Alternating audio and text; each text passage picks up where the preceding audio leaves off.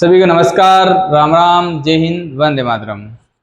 कैसे हो आप सभी? आई होप आप सभी अच्छे होंगे, मस्त होंगे। तो आज अपन भौतिक विज्ञान का टॉपिक है, बहुत ही शानदार टॉपिक जो कई बार बोर्ड में पूछा जाता है कि भाई प्रश्न है, गोलीय दर्पण में जो वक्रता त्रिज्या है फोकस दूरी की दुगुनी होती है, ये अपन को सिद्ध करके बताना है। ये प्रश्न ऐसे ही पूछा जाता है।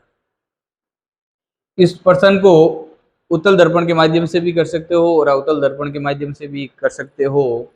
तो आज अपन करेंगे अवतल दर्पण के माध्यम से। तो अपन चित्र बनाते हैं इसका। ये है AB द्वारक का कोई अवतल दर्पण। इसका द्वारक का नाम देते हैं अपन AB। AB क्या देते हैं भाई? AB। AB द्वारक है और ये अपन बनाते हैं यहाँ पर मुख्य अक्ष। ये हो गई भाई मुख्य अक्ष। अरे सीधी खींचते हैं क्या? चलो भाई सीधी डालते हैं लाइन। चलो सीधी लाइन खींचते हैं, सीधी लाइन। ठीक है, चलो ये मुख्य अक्ष है। क्या लाला? मुख्य अक्ष। ठीक है,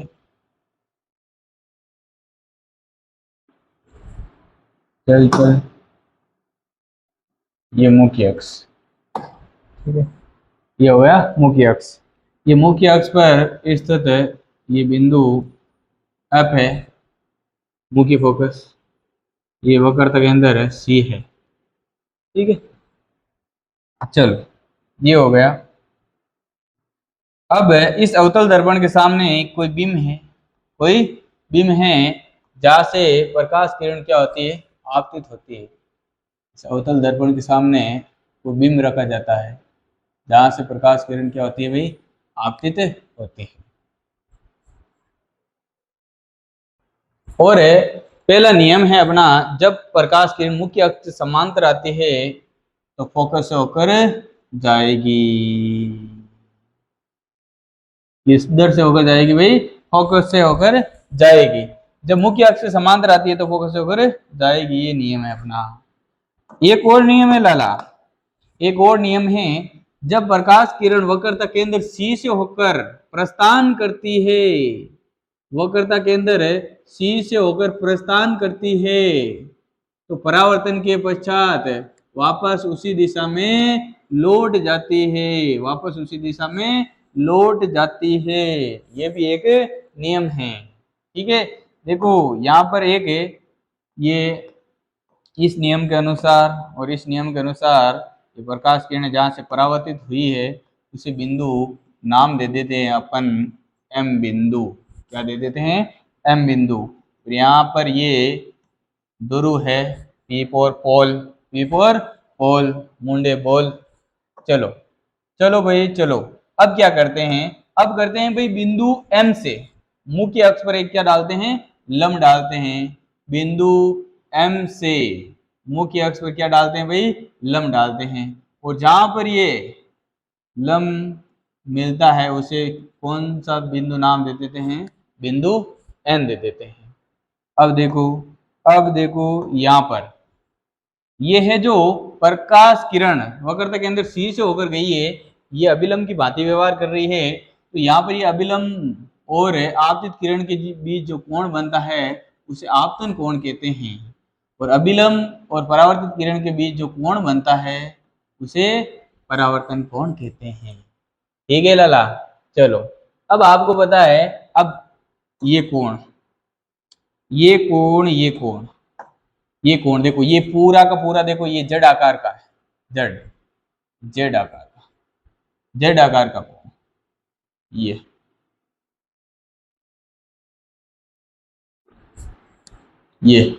कौन से कोण है भाई? ये और ये कोण कौन से कोण कहलाते हैं? जेड आकार के कोण, एकांतर कोण। कौन से कोण? एकांतर कोण होते हैं ये, एकांतर कोण। ये दोनों आपस में समान, यदि ये आई है तो ये भी क्या होगा भाई? आई ही होगा, ये भी आई ही होगा। तो यहाँ पर ये कोण होगा, ये कितना होगा? आई होगा। ये क्या होगा भाई, ये भी आई होगा। अब यहाँ पर ये कोण बन रहा है, ये कितना होगा बताइए। ये अब देखो यहाँ पर भी ये जेड आकार का बन रहा है पूरा कोण, ये देखो ये पूरा ये जेड आकार का कोण बन रहा है, पूरा जेड आकार का कोण बन रहा है, पूरा जेड आकार का कोण बन रहा है। ये पूरा कोण शामिल है, ये आई भी शामिल है और ये आर भी शामिल है, दोनों को मिलाकर आई प्लस आर, तो ये कितना होगा आई प्लस आर, ये होगा आई प्लस आर। ठीक है, तो अब अपन को क्या करना है, सिद्ध करना है, थोड़ी भाषा लिख देते हैं। ए बी द्वारक का एक अवतल दर्पण है, क्या है भाई, ए बी द्वारक का, लिख दो कि माना माना ए बी द्वारक का एक अवतल दर्पण है, अवतल दर्पण है, ए बी द्वारक का एक अवतल दर्पण है, जिसके सामने जिसके सामने जिसके सामने किसी बीम से इसके सामने किसी बीम से मुख्य अक्ष के समांतर, मुख्य अक्ष के समांतर प्रकाश किरण आपतित होती है, मुख्य अक्ष के समांतर प्रकाश किरण आपतित होती है, ये लिख दिया। और उसके बाद में एक और लाइन लिख देनी है, बिंदु एम से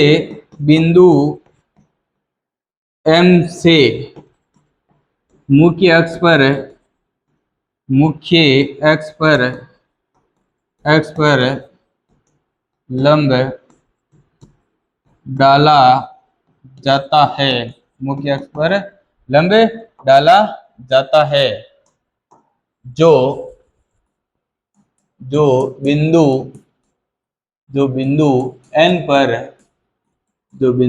एन पर मिलता है। कहाँ पर मिलता है, बिंदु एन पर मिलता है। ठीक है, चलिए अब क्या करते हैं, अपन अलग अलग त्रिभुज लेते हैं। देखिए लाला, देखो सबसे पहले क्या करेंगे भाई, सबसे पहले ये एक आपको त्रिभुज दिख रहा होगा, सबसे बड़ा वाला त्रिभुज, देखो ये त्रिभुज दिख रहा होगा एम एन सी, ये त्रिभुज, ये पूरा त्रिभुज M N C M N C M N C, ये ऐसा M N C, M N और सी, एम एन और सी। ठीक है, और यहाँ पर ये कोण है आई, इसके अंदर टेन थीटा का सूत्र लगाएंगे। किसका लगाएंगे भाई, टेन थीटा का। और यहाँ पर लिख देते हैं त्रिभुज एम एन सी में, एम एन सी में यहाँ पर लगाएंगे टेन थीटा, थीटे की जगह आपको पता है कोण है आई, टेन का सूत्र होता है लंब बटा आधार होता है, लंब बटा क्या होता है भाई, आधार। टेन आई बराबर, देखो लंब यहाँ पर क्या है, लंब, थीटे के सामने वाली भुजा क्या होती है भाई, लंब होती है, ये लंब है। और 90 डिग्री के सामने वाली भुजा तो ये क्या होगी, कर्ण होगी, ये होगा आधार। तो लंब बटा आधार एम एन बटा सी एन, एम एन बटा क्या हो जाएगा, सी एन, एम एन बटा सी एन, एम एन बटा सी एन, एम एन बटा क्या हो गया, सी एन हो गया। अब देखो ये हो गया एम एन बटा सी एन। अब यहां पर मैं कह दूं कि भाई यदि द्वारक बहुत छोटा हो, तो द्वारक क्या हो, बहुत छोटा हो। आपने चिन्ह परिपाटी में पढ़ा होगा कि भाई जो भी दूरियां हैं, कोई भी दूरियां हैं, वो हमेशा दूर से मापी जाती है। कहाँ से मापी जाती है, दूर से मापी जाती है। तो जो एन बिंदु है वो कहाँ पर आ जाएगा, पी पर आ जाएगा। जो एन बिंदु कहाँ पर आ जाएगा, पी पर आ जाएगा। और अपन क्या कह देंगे भाई, एम एन की जगह क्या कह देंगे, एम पी कह देंगे। और Cn की जगह क्या कह देंगे, Cp कह देंगे। तो यदि यहां पर लिख रहा हूं, यदि द्वारक बहुत छोटा हो तो, द्वारक बहुत छोटा हो तो, द्वारक छोटा हो तो क्या करेंगे अपन, द्वारक छोटा सा बाबू हो तो Mn हो जाएगा Mp के बराबर, और Cn है वो किसके बराबर हो जाएगा, Cp के बराबर। उलाला उलाला, इधर देखो, टेन टेन है, टेन आई टेन आई बराबर Mp बटा क्या हो जाएगा, Cp हो जाएगा।